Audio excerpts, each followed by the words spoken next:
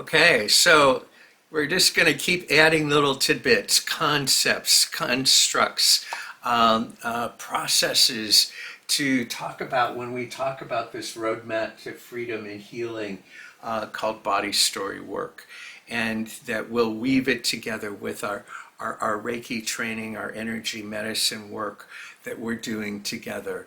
And one of the things in that roadmap is, you're always listening to your body. So what is your body saying? So one of the things that we created years ago was just kind of a body story inventory, which just is simply asking questions of when you feel powerful, what does that feel like in your body?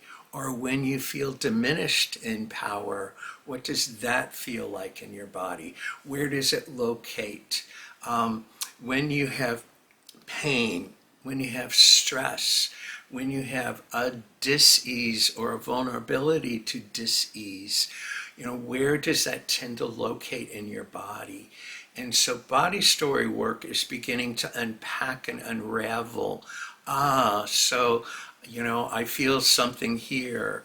Like I can talk about another story for me was part of kind of the residual of my sexual abuse as a kid was the fact that I had constantly bronchitis throughout the early part of my life, all the way up to grad school. And in having chronic bronchitis, what's that all about? Well, it's about your breath. And what is breath? It's our life force. We're taking in that which rejuvenates us, that awakens us, it connects us to all that is. So here I am having chronic bronchitis that I think was triggered by my abuse. And even though there always are agents, like whether it's a car accident or a virus or something that happens to us, there's always something that may be the big event or the big trigger, but the vulnerability to where that lands in your body. So for me, having chronic bronchitis, I finally started doing some work around, okay, what's going on with my lungs? And got introduced to a physician who was also a shaman, a Native American shaman, and he just had us doing some Gestalt healing dialogues. And I would ask, things like my eyes or my lungs that I've had difficulties with, what are you saying to me? And so I offer that as one of the tools that we'll play with in our work together, which is kind of listening as if our lungs, for me, my lungs were speaking to me. And what I learned for myself, and everybody has their own story, but the more you set yourself free or detoxify or neutralize that story or take the sting away from that story, the more you're going to heal and be in freedom and feel a sense of purpose.